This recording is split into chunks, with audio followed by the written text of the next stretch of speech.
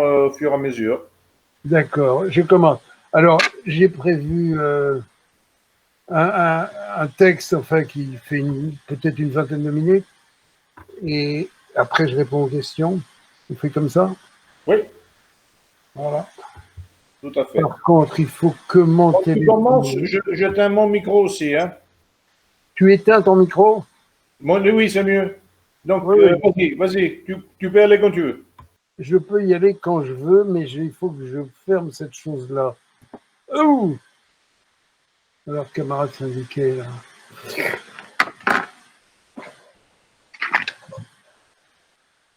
Là, je commence. Bonjour ou bonsoir à tous. Je vous propose de procéder de la manière suivante, cette forme de communication étant pour moi un peu nouvelle. Dans un premier temps, je m'efforcerai de parler sur notre thème de travail et liberté et sur l'idée de corporation, de corporatisme, c'est-à-dire de ce qu'on peut appeler le corporatisme d'association. Gabriel parle de corporativisme. A priori, c'est exposé sous forme de monologue, donc ne durera pas, j'espère, plus d'une vingtaine de minutes, après quoi j'essaierai de répondre à vos questions. Le mot corporativisme n'est pas français. C'est un italianisme et c'est le terme qu'utilisait dans ma jeunesse le mouvement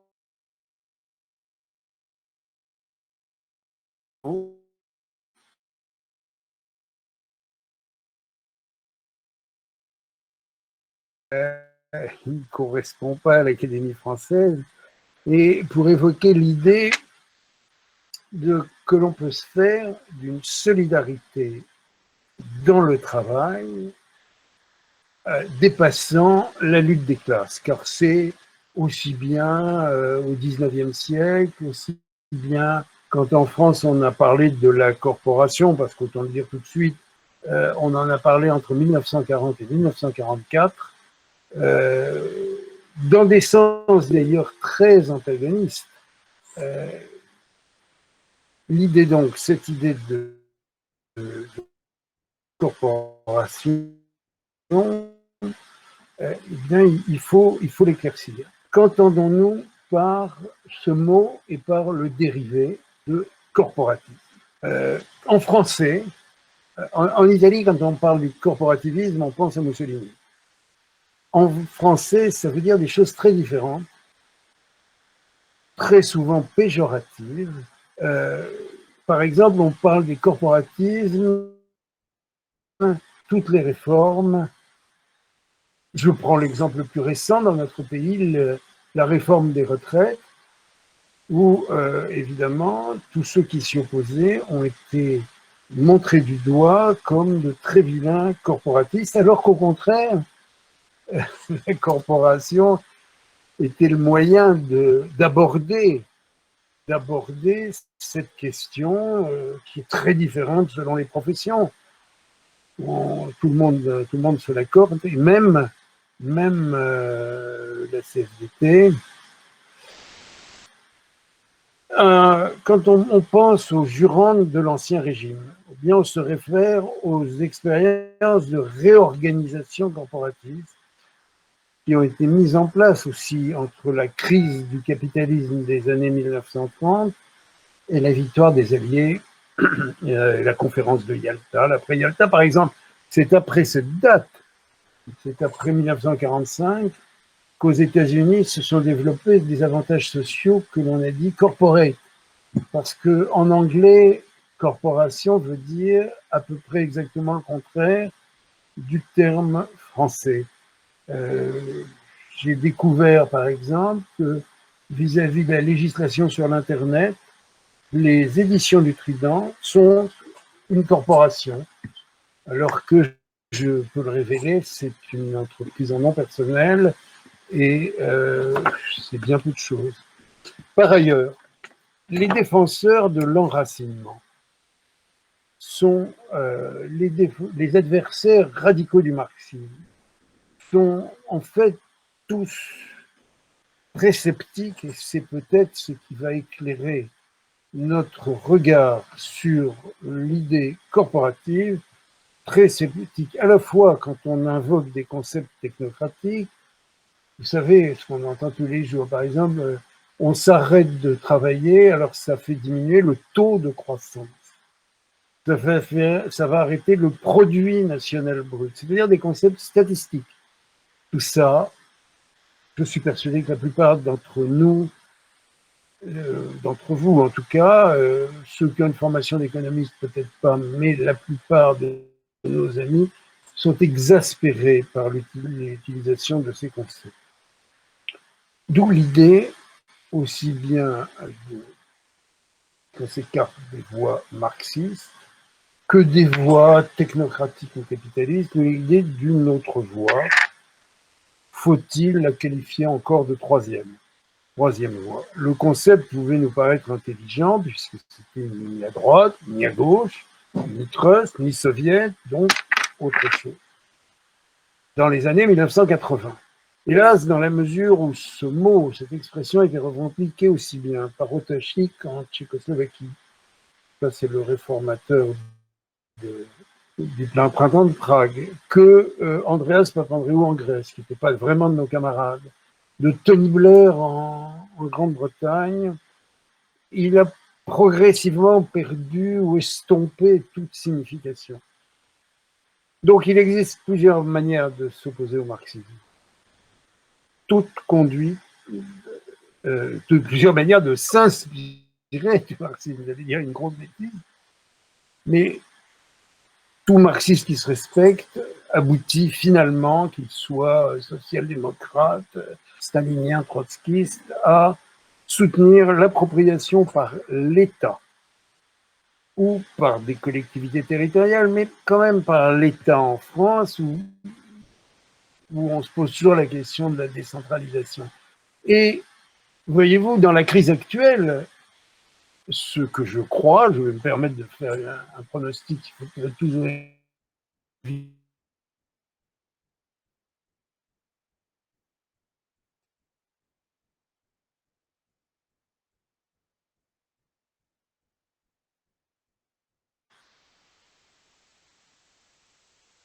en France, c'est le déclin.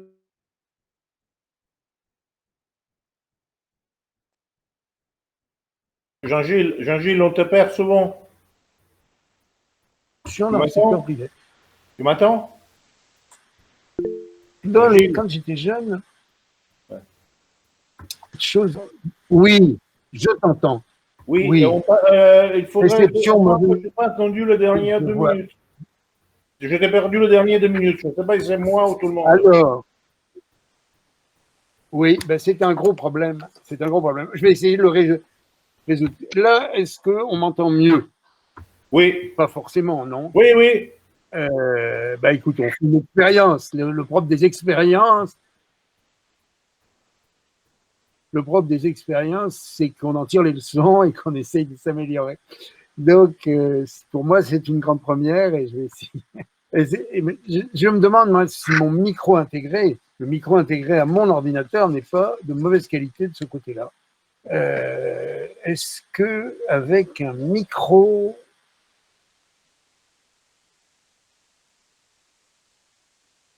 un microphone? Non, on ne sait pas. Voilà.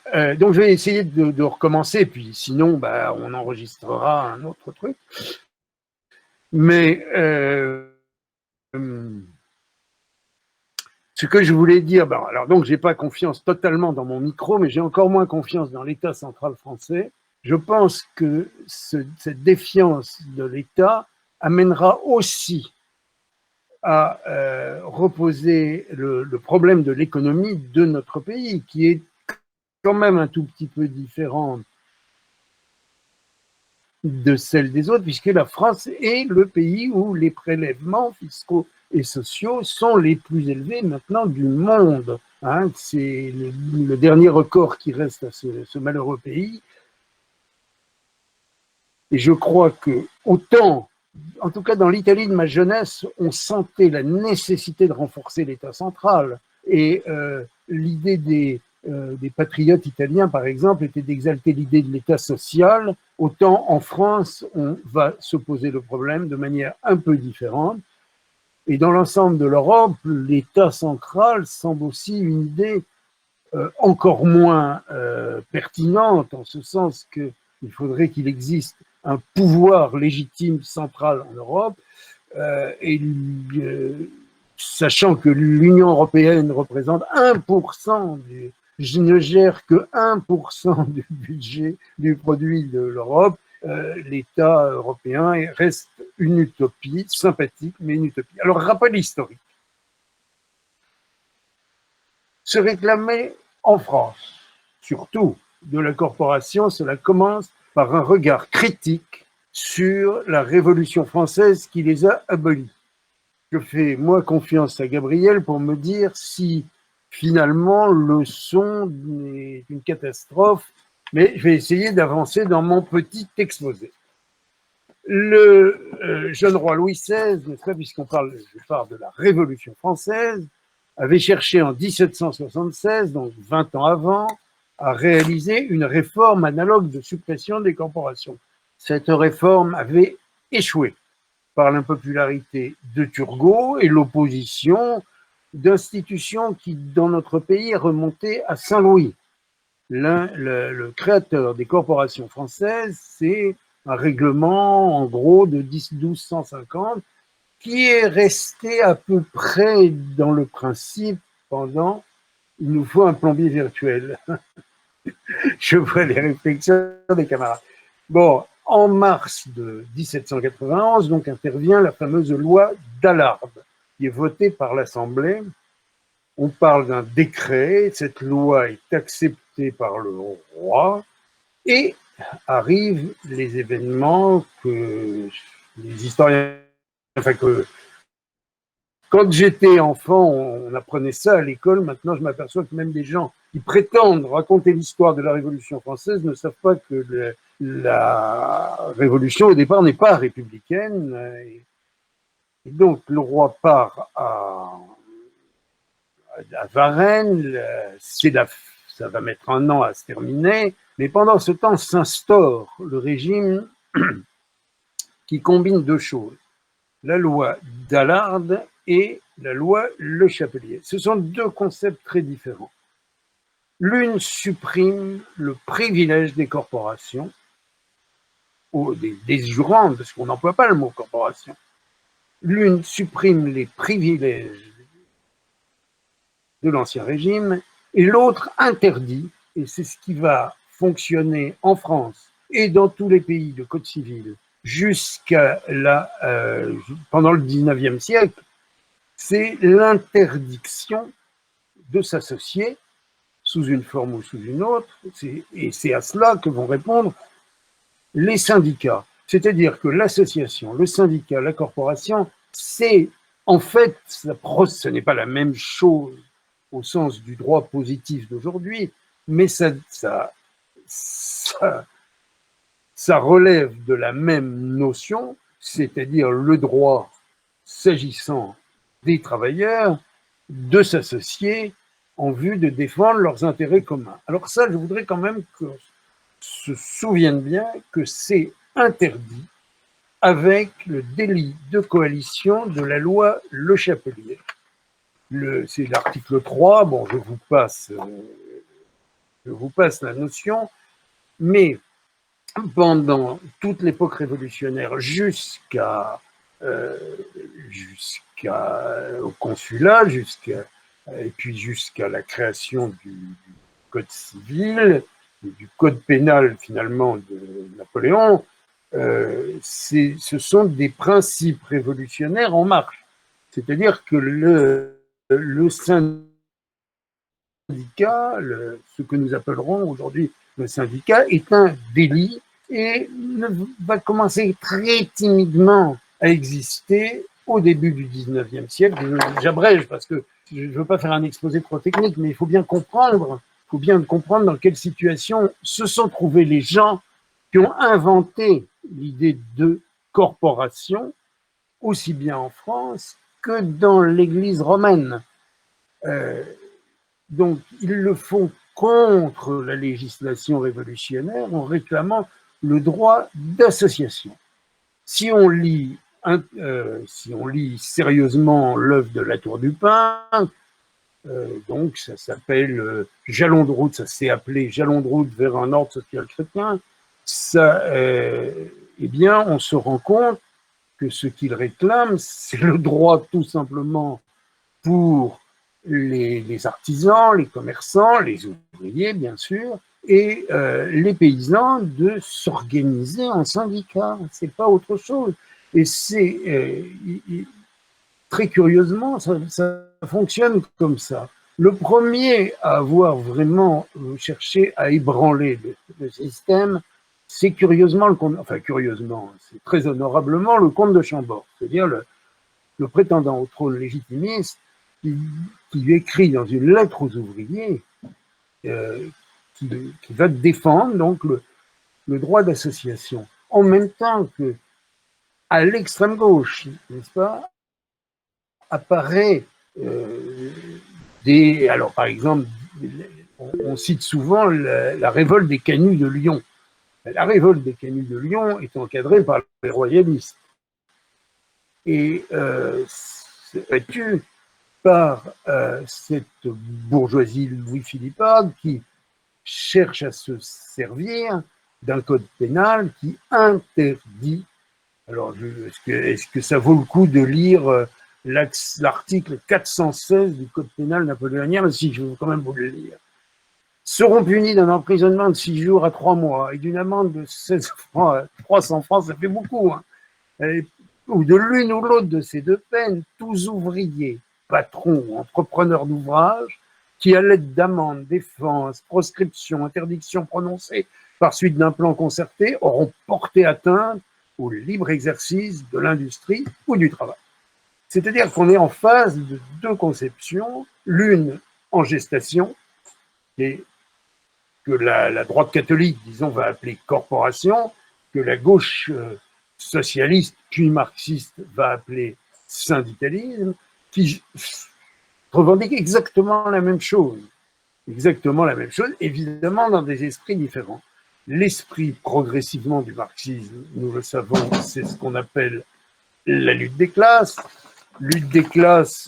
qui, curieusement, est dirigée par des gens qui ne sont pas de la classe ouvrière, mais qui revendiquent ce qu'ils appellent la dictature du prolétariat qui n'est jamais que la dictature d'une bureaucratie. Voilà, c'est comment, en ce qui me concerne, j'analyse leur démarche.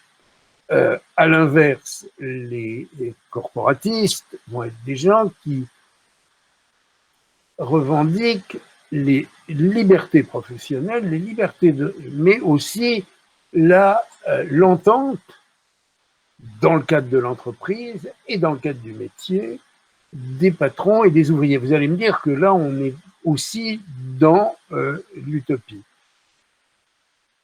En tout cas, cette utopie, en France, a porté un nom qu'on a appelé Révolution nationale au lendemain du désastre de 1940. Et très vite, s'en sont emparés, enfin très vite, ils ont mis 6 mois quand même, entre août 1940 et les projets de charte du travail, s'en sont emparés les technocrates qui ont voulu faire un corporatisme d'État. Tout le débat est là. Entre ceux qui ont cherché à construire, c'est par exemple mon ami Jean Paillard qui l'a décrit dans son bouquin La Révolution corporative spontanée, qui était au bureau des corporations de la Révolution nationale, et puis si on regarde un peu les gens qui ont décrit le monde de Vichy, quand on lit, n'est-ce pas, quand on lit les auteurs de référence classiques, ils parlent toujours du régime de Vichy comme si c'était une chose unique. Le régime de Vichy, c'était qui le régime de Vichy? Il y a eu plusieurs gouvernements qui ont mené des politiques tout à fait différentes, et au sein de ces gouvernements, il y avait un vrai débat. J'ai eu le plaisir de dépouiller les archives du ministre du Travail qui était René Belin. Ces archives, je le dis pour les étudiants sérieux, parce que j'ai donné comme ça au cours de mon existence, j'ai donné un certain nombre de conseils qui n'ont pas été suivis de recherche de mémoire à des historiens, des étudiants en histoire. Et je vous en livre un qui est un sujet qui n'a jamais été sérieusement traité, c'est d'étudier les archives, comment dirais-je, aux archives du département des Hauts-de-Seine. Vous avez les archives de René Belin qui a travaillé à l'Institut d'histoire sociale, chez mes amis de l'Institut d'histoire sociale, et qui a montré tous les débats au sein du gouvernement dit de Vichy, du gouvernement de l'État français, entre lui, qui était donc un syndicaliste non marxiste, hein, ça a été un des dirigeants, avant-guerre, un des dirigeants de la CGT non communiste, et puis les gens du ministère des Finances, et si vous voulez, les ancêtres de notre citadelle de Bercy. Et on s'aperçoit que ces gens n'étaient absolument pas d'accord entre eux, notamment sur l'institution d'une organisation qui a laissé des traces et que nous appelons aujourd'hui la sécurité sociale. Car c'est la Charte du travail de 1941 qui met en place la sécurité sociale. Vous avez un exemple que très peu de gens connaissent, mais pourtant qui est énorme. La mutualité sociale agricole n'est toujours pas liquidée. On va voir ce qui va en être avec la soi-disant réforme des retraites qui, je crois, est en train de mourir. La mutualité sociale agricole, contrairement à tout le reste des organismes de sécurité sociale, il y a quand même plus de 5 millions de Français qui sont dans ce système. Eh bien, c'est une sécurité sociale intégrée d'origine corporative, c'est l'héritière directe de la corporation nationale agricole. C'est-à-dire, c'est un système où un seul organisme gère l'ensemble, aussi bien la protection des agriculteurs exploitants et des salariés. Ça n'est pas mon modèle idéal, mais je vous signale quand même que les débats de 1940-1941 sont les débats fondateurs de ce qu'on appelle le modèle social français, et ils sont totalement actuels. Autrement dit, étudiants en histoire, jetez-vous sur ce sujet, c'est un sujet d'une grande richesse qui éclaire la situation dans laquelle nous sommes. Donc, je reviens à l'historique de mon sujet qui comprend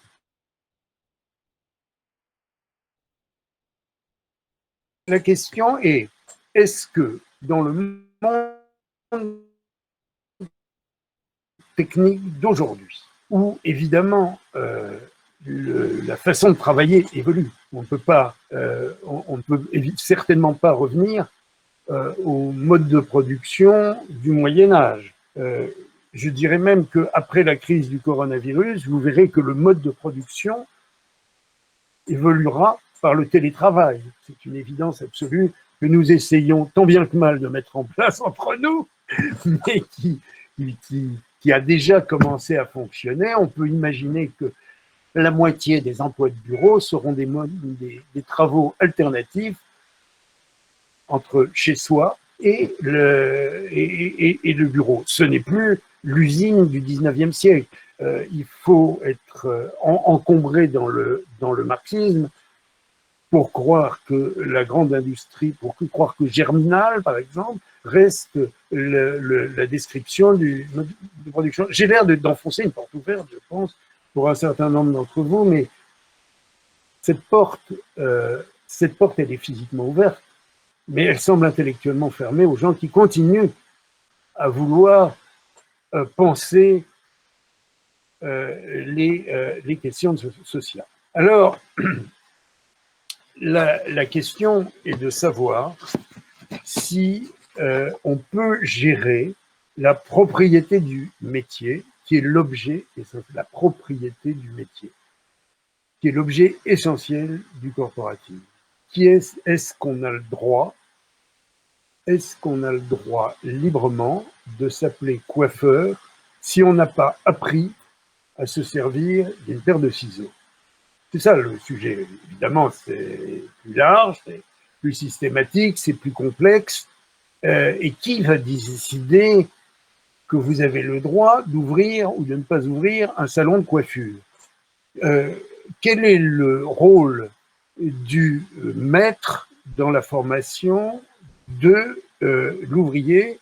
Et enfin, vous connaissez les grades que les francs-maçons copiaient, du maître, de l'apprenti, le compagnon. Alors, vous allez me dire, mais ça ne s'applique pas à la grande industrie. Et pourtant, ça ne s'applique pas à la liberté d'entreprendre. Ben, c'est très exactement les limites de la libre entreprise et de la concurrence. Est-ce que le travail chinois, c'est-à-dire est-ce que le travail quasi esclavagiste, n'est-ce pas, est-ce que le travail chinois peut être autorisé à concurrencer le travail européen? C'est un travail plus qualifié. Quand on fabrique un masque en Chine, il me semble qu'il est souvent défectueux. Hein, j'ai les moyens de le contrôler. Donc voilà la question. Est-ce que je peux m'appeler fabricant de masques hygiéniques, comment on dit, les masques chirurgicaux, simplement parce que je mets ça sur un site internet? Eh bien non. Voilà, le corporatisme, c'est cela. C'est également une autre question essentielle qui est la création des mutuelles. Il faut bien comprendre qu'aujourd'hui, en France, je dis en France, hein, ça, je ne préjuge pas du fonctionnement du mutualisme en Allemagne, en Angleterre, etc. En France, les mutuelles sont devenues une espèce de réseau. D'abord, on confond mutuelle et le métier qu'elles exercent très souvent, qui est la mutuelle, c'est une forme juridique. Avez-vous une mutuelle, c'est avez-vous une assurance complémentaire santé. Donc, je mets de côté l'assurance complémentaire santé, qui peut être un métier mutualiste, mais par exemple, aujourd'hui, nous sommes en face d'une crise de l'hôpital. Cette crise de l'hôpital a été complètement, comment dirais-je, a été complètement parasitée par la crise du coronavirus. Mais enfin, je vous signale quand même, si on l'avait oublié, on a l'impression qu'il y a un monde qui est complètement basculé, complètement changé, avec cette crise complètement folle, mais enfin qui durera moins longtemps que la peste, et même la peste bubonique a fini par disparaître, et le choléra. Et ça n'est ni la peste bubonique ni le choléra, donc je ne pense pas que ça va complètement changer le monde, mais quand même, nous étions dans une crise hospitalière très grave en France. La grève des infirmières, ça n'est pas courant. Je vous rappelle que l'une des données des problèmes de santé que nous rencontrons, c'est que monsieur l'écho des canuts contrecarré des... Oui, bon. Pour l'instant, je ne vois pas remonter trop de défauts acoustiques, donc je continue comme ça. La crise actuelle a montré que les hôpitaux français étaient beaucoup moins bien organisés, alors qu'ils coûtent plus cher que les hôpitaux allemands. Ils sont moins bien organisés, ils ne sont pas en mesure de faire face, parce qu'ils sont gérés par quoi? Ils sont gérés par des agences régionales de santé. À ce jour, je n'ai lu aucun article, c'est pour ça que je vais essayer d'en faire un sur ma petite chronique de l'insolent, aucun article pour analyser ce que sont les agences régionales de santé. Les agences régionales de santé sont une chose, alors sous ce nom, ça date d'il y a 10 ans, mais c'est en fait les conséquences du plan Juppé. Alors, le plan Juppé avait deux conséquences, deux grandes. D'abord, l'étatisation complète de ce qui était d'une sécurité sociale, qui était de l'assurance maladie, qui était gérée par les syndicats. Elles étaient peut-être pas bien gérées, mais c'était Force ouvrière qui donnait le ton. Force ouvrière avait une doctrine qui n'est pas entièrement jetable, c'est que les cotisations appartiennent aux salariés. Elles n'appartiennent pas aux bureaucrates. Elles n'appartiennent pas au ministère des Finances. Et donc, il était légitime que ce soit les représentants élus des salariés, car c'est le principe de base, qui gère ça. Juppé a balayé tout ça et a fait pratiquement la gestion du système par le ministère des Finances. Au gré d'une loi de financement de la sécurité sociale, qui est une très belle invention française, c'est-à-dire que l'État prétend garantir un budget bis qui est maintenant pratiquement une fois et demie supérieur au sien. C'est-à-dire, je gagne 100 balles par an et je garantis les recettes de quelqu'un qui va dépenser 150 € par an. Cherchez l'erreur. Et cet État, l'État radin, va mettre en place, depuis donc, le plan Juppé le discours date de 1995, la mise en place, ça a été une réforme constitutionnelle de 96 et des décrets échelonnés entre l'année 96 et la victoire de la gauche aux élections législatives de 97. Donc ce plan Juppé, eh bien, il a été appliqué et il a institué le numerus clausus en médecine. Premier résultat, vous n'avez plus de médecine de ville. Enfin, vous en avez, mais vous en avez de moins en moins, c'est de plus en plus difficile. Pour prendre rendez-vous avec un dermatologue, il faut 2 mois. On se rapproche donc du système complètement étatique anglais, du National Health Service, dont on dit maintenant que c'est un joyau dans l'Angleterre. C'est pas du tout un joyau de la couronne britannique, c'est un système irréformable d'inspiration, on peut dire coco, et que même Margaret Thatcher, dans ses rêves fous, n'a pas réussi à faire bouger. Alors, aujourd'hui, on essaye de faire en sorte, c'est la médecine des Pakistanais en Angleterre, le National Health Service. Enfin, je sais, je raccourcis, mais je ne suis pas loin de la vérité. Donc, autre élément de la crise de l'hôpital, c'est cette gestion par les agences régionales de santé. Alors, une agence régionale de santé, ça a un conseil d'administration qui est composé de 24 personnes. Dans ces 24 personnes, il n'y a pas un médecin, il n'y a pas une infirmière, il n'y a pas un professionnel de santé. Et on s'aperçoit que vous savez, les histoires, alors peut-être que pour Gabriel, je parle chinois, de toute façon, il faut apprendre le chinois en ce moment. Et bien dans ce chinois, vous avez cette carte en France en vert et rouge, où on s'est aperçu que, effectivement, on parle de l'Île-de-France comme si c'était un département. Je suis désolé, en Île-de-France, il y a des situations très disparates. Et dans ces situations très disparates, par exemple, les quartiers ouest de la capitale n'ont pas du tout le même taux de mortalité que les cités de la Seine-Saint-Denis. Je ne dis pas ça d'ailleurs pour jeter l'opprobre sur nos, comme faut-il les appeler, les chances pour la France en Seine-Saint-Denis. Il est certain qu'il est beaucoup plus agréable d'être confiné dans un appartement bourgeois, et encore plus dans une maison de campagne, que d'être confiné à 6 dans 25 mètres carrés.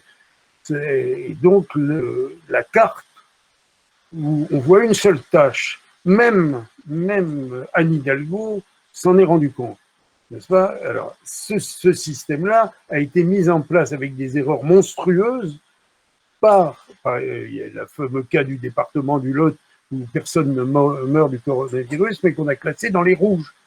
Et ils sont une tache rouge au milieu d'un sud-ouest tout vert. Ça me rappelle, voilà, c'est très émouvant pour les gens qui aimaient cette région.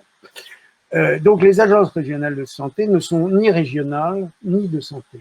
Ce sont des émanations de la bureaucratie. Bon, mais tout ça, tout ce mode de production doit changer et il est très différent dans d'autres pays. Si j'ai un conseil à donner, effectivement,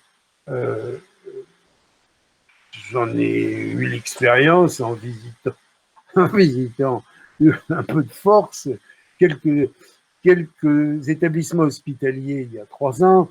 Eh bien, je peux vous dire d'expérience, et tout le monde le sait, il vaut mieux en France éviter de payer trop cher dans le système privé lucratif et d'être dans la bureaucratie du système complètement public.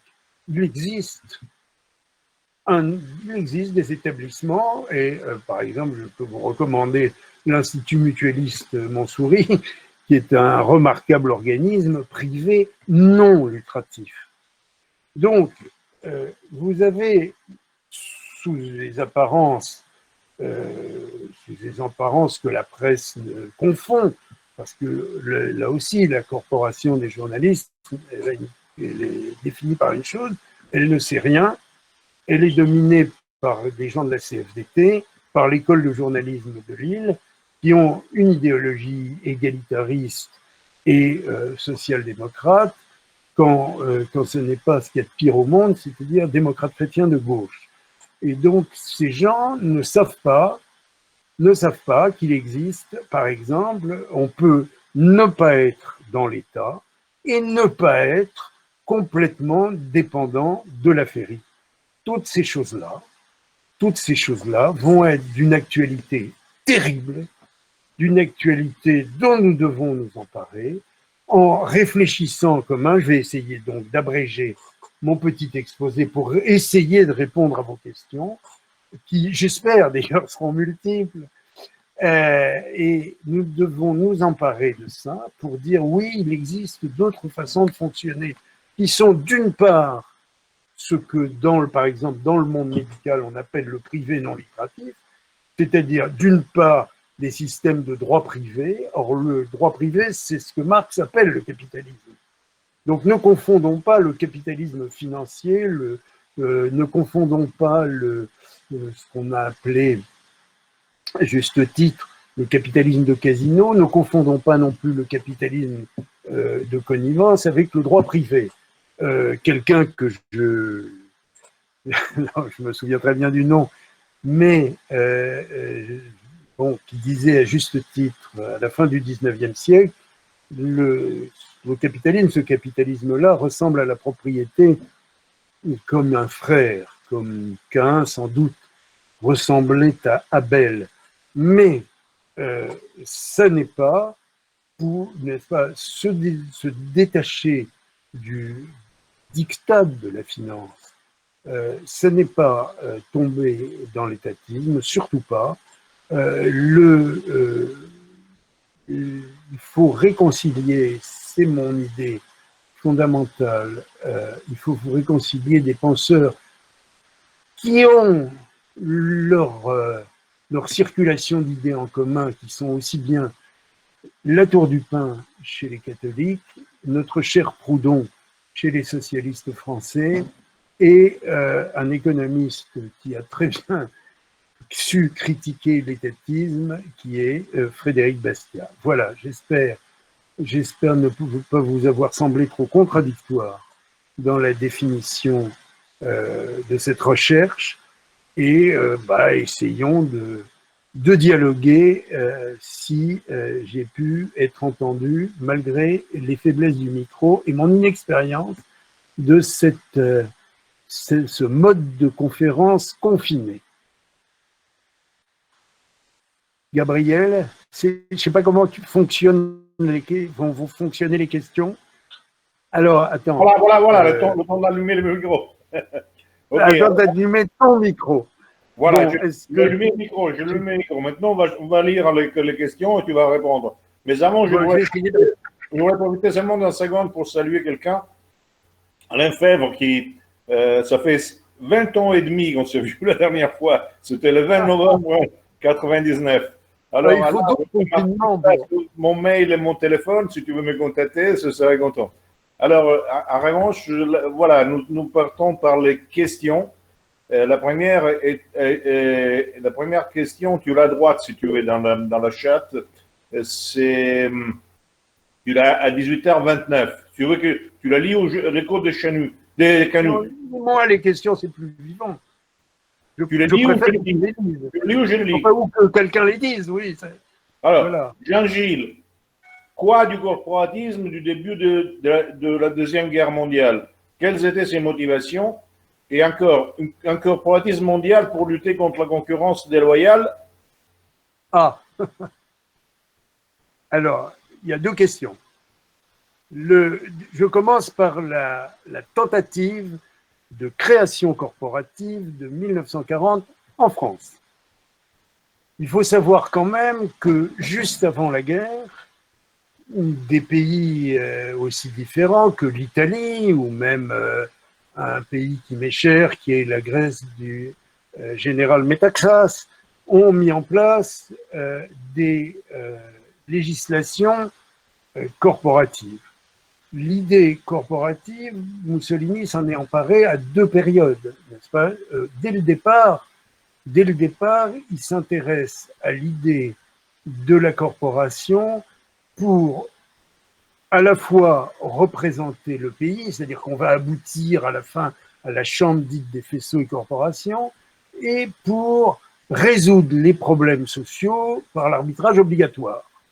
Parce qu'on était arrivé à une situation de grève entre 1920 et 1922 dans l'Italie de l'après-guerre,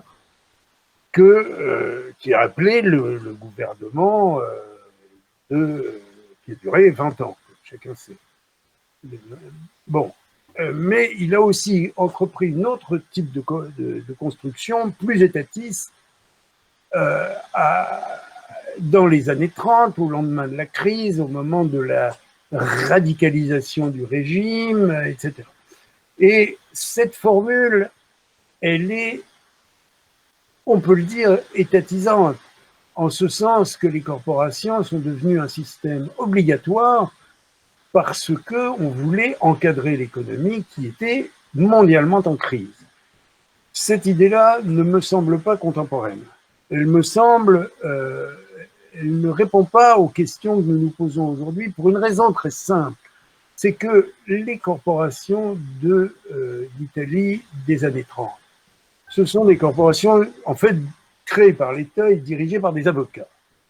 Alors ça, honnêtement, ça ne me semble pas du tout, ça me semble, parce qu'aujourd'hui, c'est plus des avocats, c'est des énarques qui prendraient le truc, c'est-à-dire des gens qui font, on vient de le voir en France, qui font un règlement sanitaire pour des villages où on dit à un maire de village, c'est-à-dire quelqu'un qui se farcit la gestion du village, vous savez, il faut quand même savoir ce que c'est qu'un maire de village, c'est quelqu'un qui en plus a des responsabilités pénales. Eh bien, ils ont reçu une circulaire de 63 pages, leur expliquant comment pratiquement il faut faire pipi et comment il faut faire pipi aux enfants dans les écoles de village. Eh bien, ça sera inapplicable et inappliqué. Donc, cette chose-là, c'est hors du temps. Ensuite, le mode de production évolue à une telle vitesse depuis 20 ans, depuis l'arrivée des ordinateurs, depuis l'arrivée des imprimantes 3G, le mode de production évolue à une telle vitesse que déjà en informatique, voilà, je vois une question à laquelle je vais essayer de répondre, mais cette question, on a toute la vie devant nous pour y répondre, chers camarades. Et donc, comment dirais-je, on ne peut pas imaginer dans l'informatique, par exemple, l'industrie avance plus vite que l'université. Enseigner l'informatique est un paradoxe. C'est les informaticiens qui font l'informatique, ce n'est pas les universitaires. Et encore moins les énarques, n'est-ce pas? On on prête au prophète de l'islam cette idée suivante: qu'est-ce qu'un intellectuel? C'est quelqu'un qui ne connaît aucun métier. Ben, je dirais, qu'est-ce que c'est qu'un technocrate? C'est quelqu'un qui ne connaît aucun métier. Qu'est-ce que c'est qu'un énarque français? C'est quelqu'un qui connaît le droit administratif. Et d'ailleurs, le droit au sens véritable du terme, le côté juridique, un énarque n'est jamais un juriste. Il va pondre des règlements, il va essayer de les appliquer, il va s'obstiner dans le... Mais il ne sait même pas il n'a même pas le sens de la loi. Donc, l'idée de l'intervention de l'État est une mauvaise idée. L'État peut tout juste faire être la reine d'Angleterre dans une réunion entre partenaires sociaux, tout juste. Et une reine d'Angleterre la moins interventionniste possible. Je suis pour un État qui guérisse les écrouelles, qui chante un chant national autre que la Marseillaise, parce que c'est vraiment trop un chant de guerre civile. Et donc, je ne crois absolument pas à l'État réglementaire. Voilà. Donc, la corporation ne peut pas être le produit de l'État. Et donc, c'est une première... le droit social doit venir de la rencontre entre ouvriers, salariés, employés, caissières, etc. Et patronat. C'est clair que c'est comme ça. Or, qu'est-ce qui s'est passé pendant l'été 1940? Il s'est passé que devant le désastre, n'est-ce pas, il faut relire les témoins de l'époque. Je ne parle pas des faux témoins, je parle des témoins. Eh bien, devant le désastre que subissait la France, qui ne s'y attendait pas. N'oubliez pas quand même qu'en 1939, tout le monde pensait, à commencer par le camarade Staline, tout le monde pensait que l'armée française était la meilleure du monde. Eh bien, nous avons Éric Ciotti, là, dans le débat, a dit nous venons de subir un juin 40 sanitaire. Eh bien, s'il y avait une chose à sortir de cette crise absurde, c'est justement une réaction analogue. Pendant l'été 40, se sont développés, et l'homme qui l'a écrit, il se trouve, c'est Jean Paillard, dans son livre qui s'appelle La Révolution corporative spontanée. Je lui avais conseillé de l'appeler la corporation spontanée, mais enfin, c'est lui qui publiait ça, parce que voilà. Et on a commencé à se dire, bon, ben, on va sortir de l'époque du Front populaire, qui a été une époque absurde, et de l'époque de cette crise, qui était quand même aussi celle du capitalisme libéral de l'entre-deux-guerres. Eh bien, on va essayer d'en sortir en rapprochant au niveau de l'entreprise, au niveau du métier, de faire un système corporatif qui règle les rapports sociaux autrement que par la lutte des classes. Bon, idée magnifique, idée nationale qui, alors si je parle du militaire qui a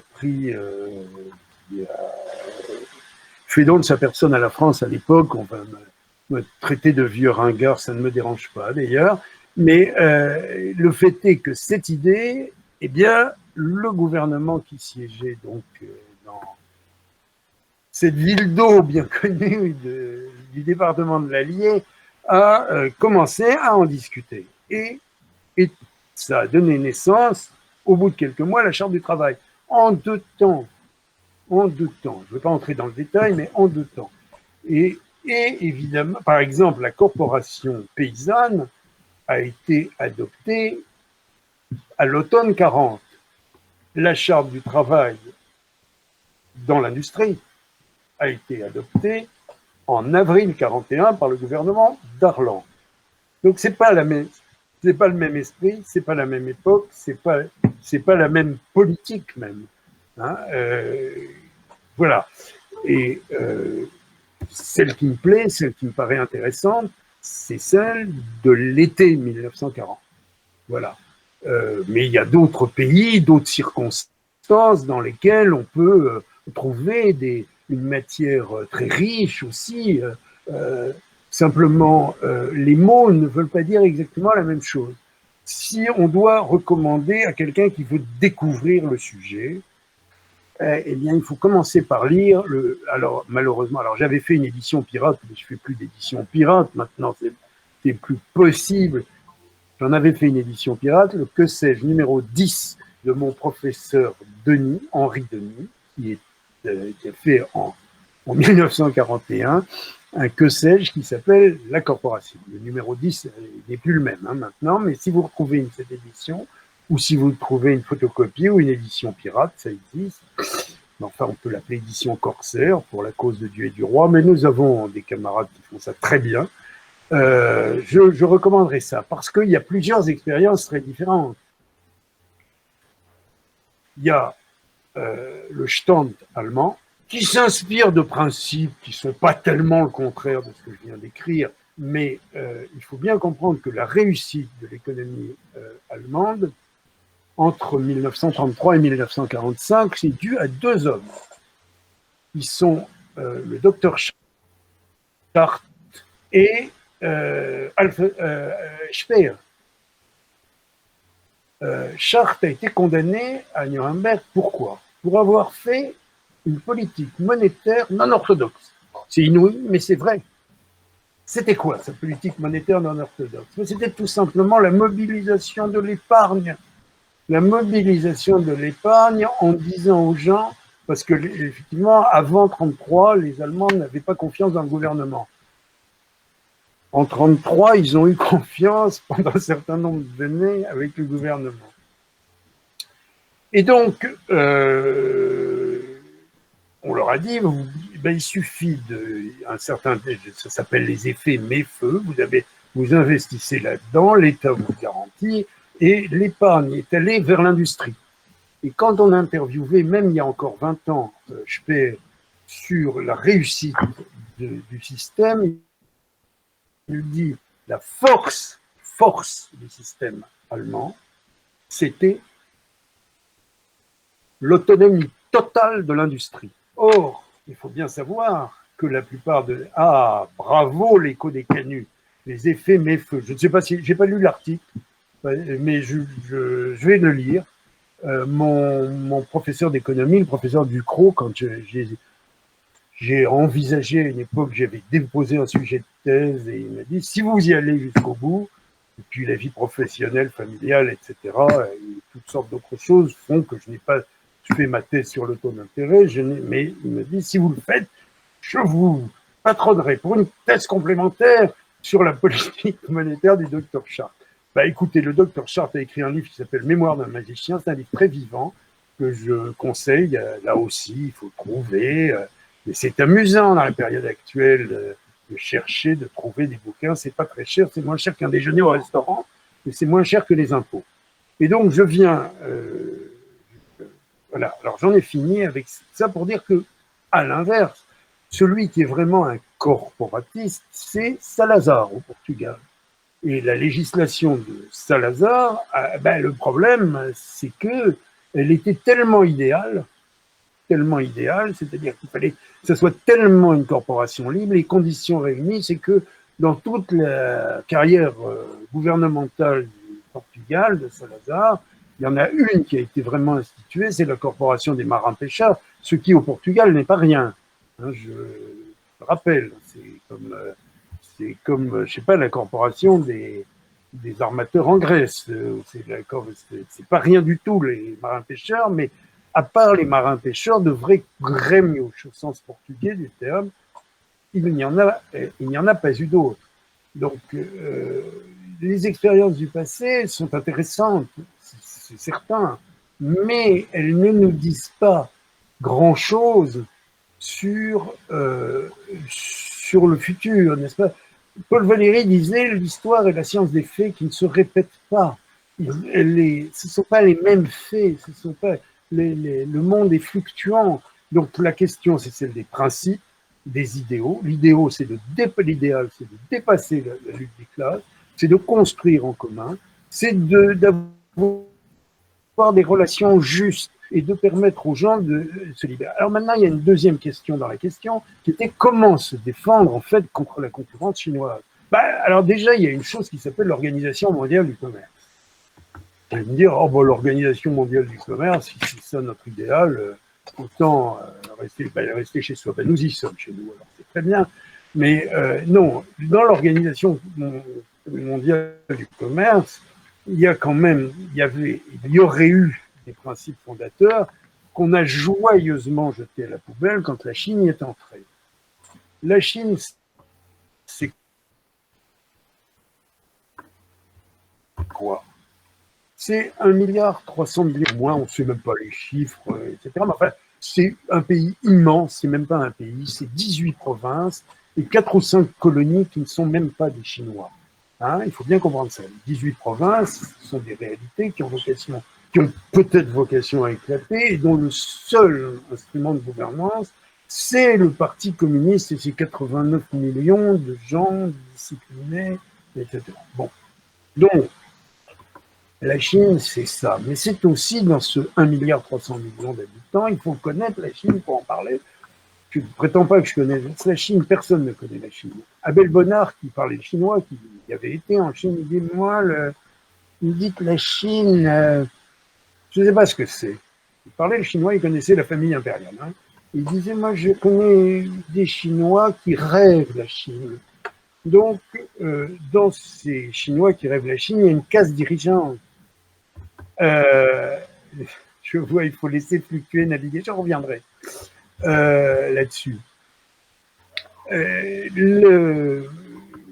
La Chine, c'est 300 millions de gens dont le niveau de vie évolue quand même un peu favorablement, ce qui fait quand même la solidité relative du régime, et c'est 1 milliard de réserves d'esclaves.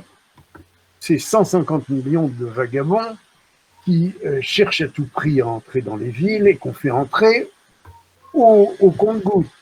Il faut avoir été à Pékin, non pas seulement d'un point de vue touristique, mais il faut aller voir un peu derrière les façades et il faut savoir, alors par exemple, le correspondant du Figaro à Pékin est revenu avec un livre qui s'appelle Le peuple des rats.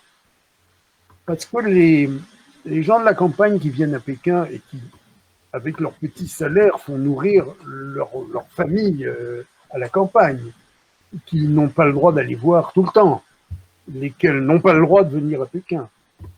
Ces gens-là vivent dans les caves. Et les Pékinois qui ont un statut, disons, bourgeois, les appellent le peuple des rats. Est-ce qu'on peut commercer avec un pays qui fonctionne avec de tels principes? Eh bien, la réponse est non. Et la réponse, elle est même dès le départ dans les principes de l'Organisation mondiale du commerce et dans l'Organisation internationale du travail.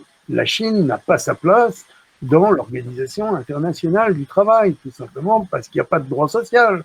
Donc, et il faut bien comprendre aussi une autre chose, c'est que la qualité du travail n'est pas au rendez-vous. Le travail esclavagiste, ce n'est pas du travail. C'est du travail vu par Karl Marx, qui, quand il parle de la valeur travail, ne parle pas jamais de la valeur du travail.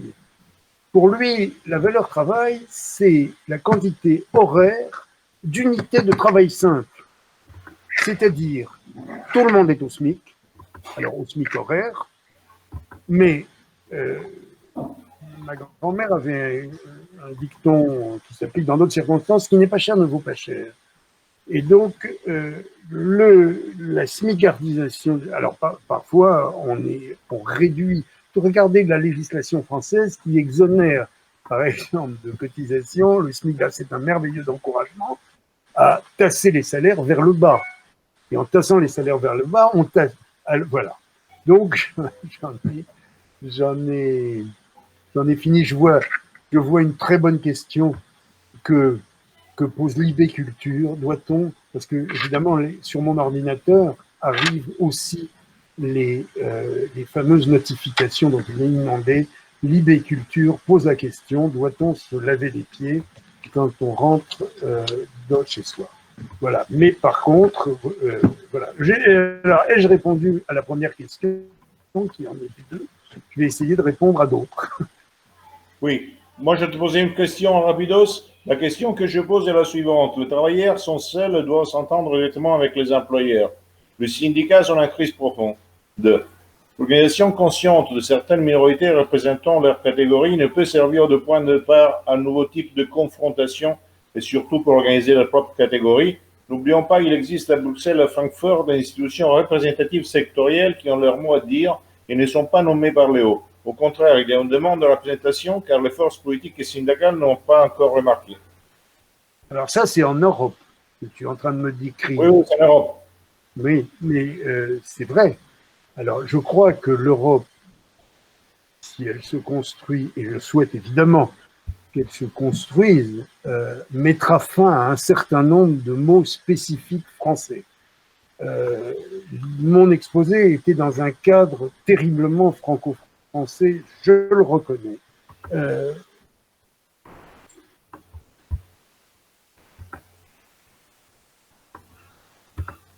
Ça va? Des partenaires sociaux, indépendamment de la verticalité du pouvoir. C'est-à-dire que c'est des... Enfin, bon, on s'est compris, parce que c'est quand même rédigé dans un langage philosophique qui me dépasse un peu. Mais je crois qu'effectivement, la France est très en retard de ce côté-là. Je le crois, sans être capable de le démontrer, sans être capable de dire « Ah ben c'est formidable, voilà comment ça se passe ». Par exemple, en Allemagne, qui semble un pays qui tourne, en tout cas mieux que le nôtre. Voilà, je crois qu'il faut aller vers des organisations qui soient plus des organisations uniquement... c'est-à-dire que la France, elle est dotée d'un syndicat qui s'appelle la CGT et d'un autre syndicat idéologique très dangereux qui est la CFDT. Il est très, évidemment, c'est un contre-feu. Alors, les grands habiles du patronat ou de la finance souhaitent le progrès de la CFDT avec qui, alors, au niveau, par exemple, au niveau des entreprises, la section syndicale CFDT est plus fréquentable que celle de la CGT et de Sud, c'est une évidence. Mais quand on écoute M. Laurent Berger, je dis Achtung. Hein, ce monsieur, il ne faut surtout pas lui donner les manettes. Voilà ma réponse pour faire court. C'est un idéologue, si vous voulez, c'est comme si on disait les écolos, c'est formidable, ça nous débarrasse des marxistes. Oui, mais ça nous embarrasse des écolos. Hein, et on dit les écolos défendent la nature. Ils défendent la nature comme la CGT défend le travail. Non, les écolos peuvent faire un mal considérable à de nombreux égards. Alors effectivement, si j'ai le choix entre un stalinien et un écolo, je choisis l'écolo. C'est pas mon rêve. Voilà. Est-ce que j'ai répondu à ta question? Oui. Alors, descendons encore. Là, nous avons Irène Dimopoulou dit contemporain l'approche de M. Malerakis et Pilater. J'en profite pour poster la prochaine conférence, comme ça pour les gens qui sont là, qui est jeudi prochain. Jeudi prochain, Irène justement nous parlera de femmes européennes, nouveaux défis et identité dans un monde fluide. Alors, voilà, bon, restons là. Eric, vous avez, Wilstek, moi je ne sais pas comment ça se prononce, vous avez évoqué l'idée que le corporatisme était notamment gérer la propriété du métier, mais beaucoup de métiers sont réglementés par l'État, en tout cas en Europe. Oui, c'est vrai, c'est une grande question. Je dirais que la gestion de la propriété du métier est la grande question de la corporation. J'ai un exemple que je me permets de connaître, puisque j'ai été, enfin, bref, nous étions producteurs de vin à Saint-Émilion. Alors, et puis ensuite, je me suis occupé du syndicalisme agricole avec le CDCA. Et donc, la grande question dans l'agriculture, c'est celle des appellations de métiers. Dans les appellations de Pinard, vous savez ou vous ne savez pas qu'elles se sont construites contre la législation du code pénal que j'ai évoqué, l'article 416 du code pénal Napoléon, qui a prévalu jusqu'à la liberté syndicale de 1884. Donc, on a réglementé je ne veux pas dire d'énormité, mais je crois que oui, c'est sous Louis-Philippe, on a commencé à réglementer les appellations contrôlées de vin, et je me permets de vous dire que du vin, c'est pas la même chose à Saint-Émilion, parce que moi j'ai deux grands-mères, une qui était de Saint-Émilion et l'autre bourguignonne. Donc, ni à Saint-Émilion, ni en Bourgogne, on considère vraiment que le rosé du Provence, c'est du vin. On dit c'est de la boisson. Et donc, ce n'est pas la même chose. Et, or, la France avait terriblement intérêt dans ses métiers agricoles, dans la fabrication des fromages, dans la défense de ces appellations de terroir. Or, ce n'est pas la France qui a fait avancer la législation européenne des appellations. C'est l'Italie et l'Espagne qui avaient 4 fois moins d'appellations à défendre. Simplement, les syndicats agricoles, là on peut parler des syndicats, la FNSEA par exemple, c'est une nuisance monstrueuse, la FNSEA a toujours défendu une agriculture quantitative. C'est-à-dire, on produit des millions d'hectolitres de vin, peu importe l'appellation, peu importe que ce soit du Saint-Émilion ou que ce soit du Sidi Ibrahim. C'est la même chose, c'est du rouge. Alors bon, mettons, il y a du rouge, du blanc, du rosé, mais il n'y a pas de différence. Moi, je me permets de vous dire qu'il y a une grande différence. Il y a une grande différence. Et je prends cet exemple parce qu'il me fait sourire et que je l'ai vécu.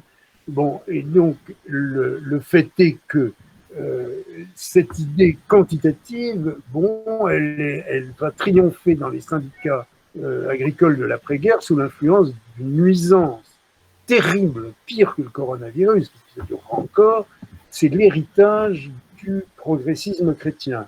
C'est-à-dire, le but de l'agriculture, c'est de nourrir la planète. Bon, c'est très gentil, mais c'est pas vrai. Le but de l'agriculture, c'est de... En effet, ça, en dernière analyse, c'est nourrir, mais il faut quand même se rendre compte que quand on mange un produit de l'agroalimentaire, on ne mange pas un produit de l'agriculture directe. On mange un produit qui a été transporté, un produit qui a été conditionné, qui a été lavé, etc. Bon. Donc, dans la valeur ajoutée, le problème de l'agriculture, c'est qu'elle a perdu petit à petit, je ne sais pas si vous me suivez, mais elle a perdu petit à petit une part considérable de la valeur ajoutée. Le lait que vend le producteur à la coopérative, ou qu'il vend au distributeur, eh bien, c'est le 5e du prix que l'on achète quand on achète un litre de lait. Alors, la question pour l'agriculture était, par exemple, de développer et d'enrichir ses métiers, ce qu'elle n'a pas su faire à cause des gens de la FNSEA, à cause des chambres d'agriculture, qui maintenant courent après ça, maintenant, etc. Mais ces gens ont été enfermés dans l'idéologie et ont tué l'agriculture française. Voilà. Et je vois, parce que, une bonne question, mais je continuerai de fil, parce que les syndicats français ne sont pas les syndicats allemands. Ben oui, notamment pour ça. Parce qu'en Allemagne, les syndicats ne sont pas des syndicats de lutte des classes. C'est des syndicats qui défendent. Quand le syndicat des métallurgistes allemands fait la grève, c'est une grève. Ça, c'est sûr. Mais il ne la fait pas tous les jours. Voilà. Continuons peut-être. Est-ce que j'ai répondu? C'est difficile de répondre à des questions comme ça et d'essayer de faire court parce qu'on a encore une petite vingtaine de minutes. Il y a une question sur différents types de corporatisme. Celui de la monarchique n'était pas dans l'État, celui fasciste était dans l'État, mais je pense que tu en as déjà parlé de ça, non? J'ai essayé d'évoquer ça, bien sûr. Je vois une question de l'écho des canuts que j'aime bien, la responsabilité des patrons. Mais évidemment, la responsabilité du patronat. Enfin, il ne faut pas non plus mettre tout sur le dos des institutions patronales. Les institutions patronales ont aussi été faites par des gens qui ont inventé les allocations familiales, parce qu'il y a une partie du patronat catholique du Nord qui considérait qu'il exerçait une fonction sociale. C'est à l'inverse, il y a une partie du patronat qui sont du capitalisme de connivence qui ne sont pas des entrepreneurs, à mes yeux. Donc c'est une question où il faut aussi un État peut-être plus modeste dans l'intervention et peut-être plus réfléchi dans la définition du cadre légal. Voilà ce que je me permets de suggérer. Alors, il ne faut pas dire non plus que... alors, je suis d'accord pour dire que les jurantes de l'Ancien Régime français étaient moins étatistes que celles du ventennio italien. Tout à fait d'accord. Mais aussi, il faut voir que les circonstances ne sont pas les mêmes. Les circonstances et le cadre dans lequel elles se sont développées, le cadre dans lequel, au XIIIe siècle, le roi Saint-Louis organise les corporations est un cadre chrétien,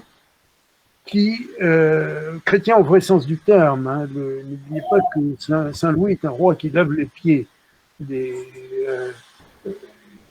C'est tout à fait différent. Et ce sont des gens qui ont en vue une concorde sociale qui n'allait pas d'elle-même dans les années 1930 en Europe.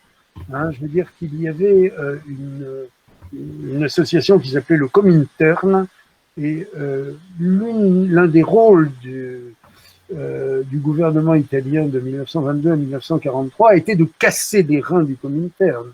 Donc c'est pas tout à fait la même chose que Saint-Louis.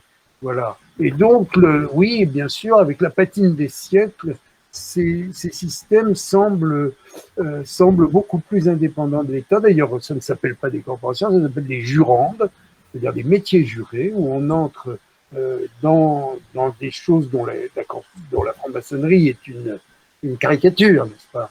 La franc-maçonnerie, c'est de copier sur les corporations de bâtisseurs.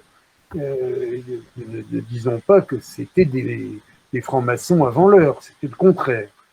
Des gens voilà. Mais ne disons pas non plus, ne faisons pas semblant non plus de croire que la France comptait 20 millions de Saint-Louis à l'époque de Louis XIV. Ça n'est pas vrai. Hein, bon. Il y avait aussi une bourgeoisie infernale. Oui. Nous avons une autre question de l'écho de Canut. Finalement, pour résumer votre vision de choses, il faut laisser les entreprises fluctuer, naviguer dans la compétition internationale, certes, mais comment nous permettre ici en Europe de nous protéger des effets de la mondialisation? Comment nous protéger des salariés nus, sans droit, face aux salariés habillés, non, mais attendez.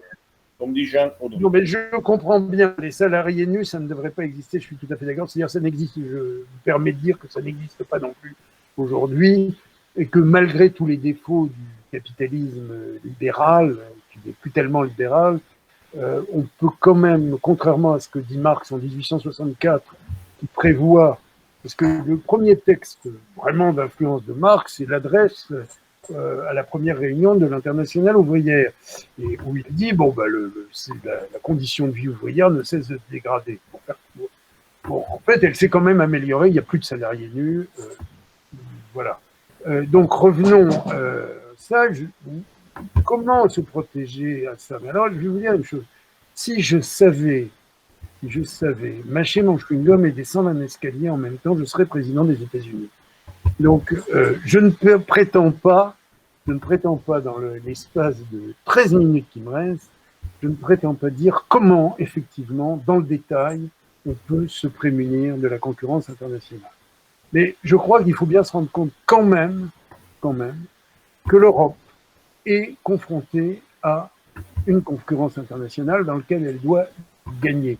Et il ne faut pas croire aux lignes Maginot. C'est aussi ce que je me permets de dire. Je ne crois pas, je crois qu'il faut poser, par exemple, dans le commerce avec la Chine, des critères qualitatifs. Et le jour où on posera des critères qualitatifs, les choses changeront. Et ensuite, il faut aussi apprendre aux gens à regarder je ne sais pas si fabriqué en France ou made in France suppose, alors on ne peut pas prôner un libéralisme débridé. Mais personne ne propose un libéralisme débridé, même pas les gens que vous appelez des libéraux. Qu'est-ce que ça veut dire? Non, bien sûr qu'on ne veut, personne ne veut, parce que d'un côté, il y a des gens sérieux, et de l'autre, il y a des utopistes marxistes, étatistes, totalitaires. Les utopistes marxistes totalitaires vont proposer des systèmes débridés. Les gens sérieux, enfin, si nous essayons de l'être, eh bien, ne peuvent pas, on ne peut pas proposer des systèmes débridés. On ne peut réfléchir qu'à des lois. Les lois vont être effectivement, il va y avoir des contraintes, effectivement, il va y avoir des critères sur lesquels on permettra ou on ne permettra pas la concurrence. Alors on dit la concurrence déloyale. Je ferai quand même une limite à cette polémique, c'est que les concurrents sont par définition déloyaux. Si j'ai des concurrents, ils sont toujours déloyaux.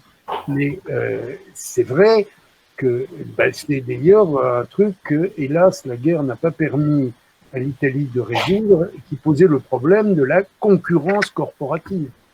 Évidemment que dans la corporation des coiffeurs, ils sont inégaux. Donc, il y aura des voilà, mais ça ne se résout pas facilement. Est-ce que la vie est programmable? Non, je ne crois pas que la vie soit programmable et surtout pas programmable par décret. Et donc, on peut prévoir des situations. Voilà. Par contre, on peut l'encadrer, dit l'écho des canuts. Parfaitement d'accord, bienvenue au club. On peut l'encadrer. On peut surtout négocier cet encadrement entre. C'était d'ailleurs la formule de. Je vois, le problème ne vient-il pas de la massification, comme l'a fait Trump. Alors là, voilà. Bon, merci, belle soirée à tous. Nous allons tous nous rapprocher de la fin, mais je voudrais dire surtout que les pères du corporatisme français, celui que je connais le mieux, c'est-à-dire quand même malgré tout la Turlupin, pensaient dans un esprit de conciliation sociale et de responsabilité des élites. C'est-à-dire qu'il faut lire les souvenirs de ce personnage. Au départ, le comte de Chambord imagine de rallier à son panache blanc, faire court, les classes ouvrières avec le droit en réclamant le droit d'association, en disant voilà, on va rétablir le droit d'association qu'a supprimé le 1791. Et le comte de Chambord, c'est un vrai intellectuel dont Latour-du-Pin est un disciple. Les disciples et les papes, quand ils font leurs encycliques sociales, à l'époque où il y avait une doctrine sociale de l'Église, maintenant c'est empiré, eh bien, pendant le siècle qui va de Rerum Novarum à Centesimus, je vais dire à la française, Centesimus Annus, alors qu'autrefois on prononçait le latin d'église à l'italienne. Donc, il y a un continuum qui est, curieusement, ce sont des disciples du comte de Chambord et de Latour-du-Pin. Ce qu'on oublie toujours, on dit, ah non, ben voilà, les royalistes sont des cathos tradis, avec tous les défauts qu'on peut connaître, ils ont des qualités aussi, aux cathos tradis. Non, pas du tout, ce sont effectivement des chrétiens. Je rappelle aussi, et je salue Irène Demopoulos et quelques autres qui portent des noms absolument univoques. Je vois Théodore Koumakis, je suis heureux de faire la connaissance. Je rappelle que l'Église orthodoxe et le général Metaxas et un petit peu nos chers colonels avaient un principe qui s'appelle en grec alilengi, qui veut dire la solidarité. C'est le mot qu'utilisent nos amis orthodoxes russes du NTS. Le NTS se réclame de la solidarité. Et quand le pape Jean-Paul II reprend le mot de solidarité, le solidarisme, il était apparu en Russie, hors frontières, dans le NTS. Et quand le pape Jean-Paul II reprend cette expression, le Solidarność reprend cette expression, c'est en parfaite connaissance de cause, en sachant que c'est une idée commune aux catholiques polonais et aux orthodoxes russes. Voilà. Donc, ce que je veux dire, c'est qu'il y a aussi une question d'état d'esprit. Je ne dis pas que tout le monde doit se convertir au christianisme orthodoxe ou traditionnaliste. Je dis simplement qu'il faut un état d'esprit qui, en effet, soit un état d'esprit unificateur. Corneliu Codreanu parlait d'un état d'écuménicité nationale. Et en effet, on ne peut pas imaginer résoudre les questions sociales sans un esprit social. Voilà, l'esprit de solidarité. Voilà aussi ce pourquoi aujourd'hui je continue à écrire et personnellement, je considère que à ma petite échelle, je continue à lutter et qu'il faudra lutter, que les générations suivantes devront lutter, euh, comme disaient les castristes, hasta la victoria. Voilà, camarade. Parfait. Alors écoute, deux choses. Après, on n'a pas trop de temps, donc on va répondre. On n'a plus beaucoup de temps, on peut continuer à bavarder 5 minutes, mais. Oui, oui, encore un peu, mais après, il y a le temps qui dure. Donc, alors, l'écho de Canu nous dit que une chose qui est juste, mais le problème, c'est qu'il n'y a pas la solution. C'est-à-dire, euh, attends, je l'ai perdu là. Oh, mais, en fait, en Allemagne, les patrons, non, c'est pas ici. Alors, pratiquement, il nous dit que nous ne pouvons pas faire de la concurrence avec des gens qui sont payés 30 fois moins que nous.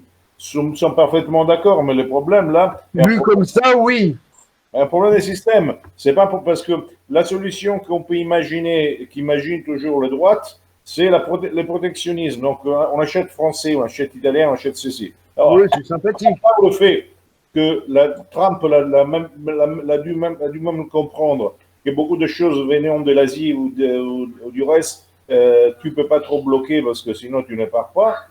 Le problème, c'est que de toute manière, c'est vrai que nous avons le problème du fait qu'on achète chinois parce que je dis par exemple, c'est même pas chinois, vietnamien parce qu'il ne touche rien et les employés français, italiens, il ne peut pas faire de compétition. Mais c'est théorie, faire barrage et tu produis en Italie ou en Chine ou en France ou en Espagne, dans les systèmes que tu as, les gens ne pourront pas acheter parce que ça va coûter trop cher. Donc, c'est le problème, ça, c'est le problème de la globalisation capitaliste. C'est un problème général qu'on ne peut pas résoudre comme ça. Non, on ne va pas le résoudre, en tout cas, derrière notre micro. Ça, c'est certain. Mais ce qui est. Alors, ce à quoi je tiens à souligner, c'est que quand on parle du salaire moyen, d'abord, il faut quand même bien se rendre compte que l'erreur marxiste fondamentale, c'est de ne jamais faire référence à la valeur du travail et toujours de parler d'unité de travail simple. Alors effectivement, ça n'a aucun sens de savoir combien sont payés en yuan ou en roupies les travailleurs chinois ou indiens, dans la mesure où on ne sait pas ce que vaut le yuan ou la roupie. Je tiens quand même à dire qu'il y a un problème monétaire. Or, les règles monétaires ne sont pas appliquées en Chine. Donc, c'est un premier point. Deuxièmement, on est avec des esclavagistes. Et je dirais que les esclavagistes produisent, dès que ce sont des produits un petit peu élaborés, la question qui est peut-être plus grave, plus directe et quand même plus concrète pour l'Europe, c'est de se poser la question de la législation sociale en Roumanie et en France. C'est pas la même. Et donc là, il y a une vraie question. Il n'y aura d'Europe de libre circulation que dans le cadre d'une Europe où les règles sociales seront analogues. Seulement, le problème aussi, c'est que les Français considèrent que si on doit faire un système européen, ça doit être le leur. Mais comme chacun sait, le meilleur du monde, le modèle. Et donc la discussion n'est pas possible. La vraie question, elle est aussi là. Il faut bien se rendre compte, elle n'est pas seule. Par exemple, qu'est-ce qui va se passer avec je pense que la relocalisation va se faire en Europe. Je pense qu'il y aura de moins en moins de gens qui vont créer des usines en Chine. Les rapatriés, c'est plus compliqué, mais la création d'usines en Chine, la sous-traitance de la grande distribution en Chine, d'abord, doit intervenir par exemple, je prends un exemple tout bête, les jouets fabriqués en Chine, je ne dis pas que ça doit être interdit. Mon père m'avait fait comprendre que pour que les gens ne fument pas, il ne faut pas leur dire c'est interdit de fumer, il faut leur dire c'est ridicule de fumer. Eh bien, il faut qu'on n'accepte plus d'acheter un jouet en Chine, un jouet chinois en plastique. Voilà, par exemple. C'est bien que c'est démagogique ce que je dis, mais c'est clair. Mais oui, 85% des jouets vendus en France sont fabriqués en Chine. Il faut plus. Oui, bien sûr. Ça, c'est clair. C'est marqué dessus. Si c'est marqué dessus et marqué en chinois. Écoute, nous avions un groupe italien qui avait fait des bérets et c'était marqué acheton italien. Ils n'avaient pas perçu que tu enlevais le béret et tu étais écrit Made in China. De toute façon, le béret, c'est très français. C'est dans le béret. Écoute, c'est un béret basse, c'est un béret gascon. Bon, oui. Enfin, bon, voilà, revenons à notre. Oui, enfin, il faut aussi apprendre à acheter intelligent. Je veux dire, ça me semble une question aussi d'état d'esprit. Voilà. Nous avons deux considérations intéressantes. La première d'Anthony Albertini, je te lis toutes les deux. Alors, le problème ne vient-il pas de la massification du salariat et de la perte de qualification après? Ah merde. Il vient effectivement de la perte de. Attends, que je te lis tout. On répond ensemble. Après, pour certaines choses, on voit bien que cette crise qu'on importe de choses qu'on saurait produire ici. Et puis, le Code des Canuts nous explique la différence entre la cogestion allemande et ce qu'il n'y a pas en France. Il dit qu'il y a une différence fondamentale du patronat. Et je suis d'accord sur ceci. Voilà, je te laisse parler. Il y a une différence. Alors, je réponds à la deuxième question parce qu'il y a une différence d'état d'esprit. C'est pas une question, n'est-ce pas? N'imaginons pas que la réglementation réglera tout. La réglementation ne réglera rien. Donc, c'est le changement d'état d'esprit qui permettra effectivement une législation différente quand c'est nécessaire, mais c'est fondamentalement un changement d'état d'esprit. La différence entre les comités d'entreprise français, quand ils ont été créés d'ailleurs dans la foulée de la Révolution nationale de 1940, comme je me permettais de le dire tout à l'heure, mais ils ont dérivé, ils sont devenus soit l'instrument de la CGT, soit des organismes qui ont des budgets et qui font des voyages, des choses comme ça. Voilà. Mais la cogestion, alors il y a des différences institutionnelles, mais l'idée quand même, c'est que la cogestion allemande, dans l'idéal, c'est un instrument de concorde sociale et de gestion de l'entreprise, de gestion dans l'intérêt de l'entreprise aussi, et des travailleurs et des entrepreneurs. Les comités d'entreprise en France sont le lieu d'affrontement entre la CGT et des directions qui font ce qu'elles peuvent. Ils ne sont pas toujours, je ne suis pas en train de dire que les entrepreneurs sont tous des philanthropes. Je dis simplement que, effectivement, l'état d'esprit n'est pas le même. Et donc, il faut d'abord se poser le problème de l'état d'esprit. Et voilà, me semble-t-il. Est-ce qu'on pourra recommencer, et j'essaierai de prendre un cadre peut-être plus limité, par exemple d'essayer de dire pourquoi personnellement je ne suis pas protectionniste. Je pense qu'on doit, enfin protectionniste, tout le monde est protectionniste, même les libre-échangistes. Donc, quel type de protection on doit faire? Je peux bien préparer un truc comme ça. Je peux me mettre quelques temps. Si ça intéresse les camarades, j'essaierai de le faire comme ça. Eh bien, je vois que mon ami Gabriel a disparu. Et voilà, ben, je vous salue tous s'il n'est plus là. Il n'est plus là. Je vous contacte pour préparer une émission pour prolonger cela. Et ben pourquoi pas. Et ben Jean, salutations camarades. Et ben, on peut bien sûr, il n'est pas question d'aller se coucher après ça. Et merci, salut. Et voilà. Oui, Gabriel. C'est pas mal comme système, c'est pas mal le système. Merci, confinement. De toute façon, techniquement, le confinement n'est pour rien. Il nous a obligés à le faire. Ben, on va continuer. Moi, en attendant le retour de Gabriel et qu'on se dise tous au revoir, moi, j'envisage de faire une chose, c'est, bon, Gabriel, on s'est tous plus ou moins salués. Je me pose la question d'arriver à faire une formule peut-être un peu plus construite dans la partie, et limitée dans le temps, dans la partie, comment dirais-je, exposé, c'est-à-dire c'est un exposé de 20 minutes par exemple, et des questions pendant 1 heure. Et oui. On enregistre proprement sur YouTube l'exposé, et si on arrive aussi à ce que certains des intervenants se dévoilent, si on peut dire, ça serait peut-être pas mal. En réfléchissant, en tout cas, je vous remercie de la patience que certains ont manifesté jusqu'au bout. Je remercie Gabriel. Ouais, et voilà. Alors, je vous rappelle tous que jeudi prochain sera Irène Dimopoulos-Pappas qui nous parlera de la femme de l'Europe.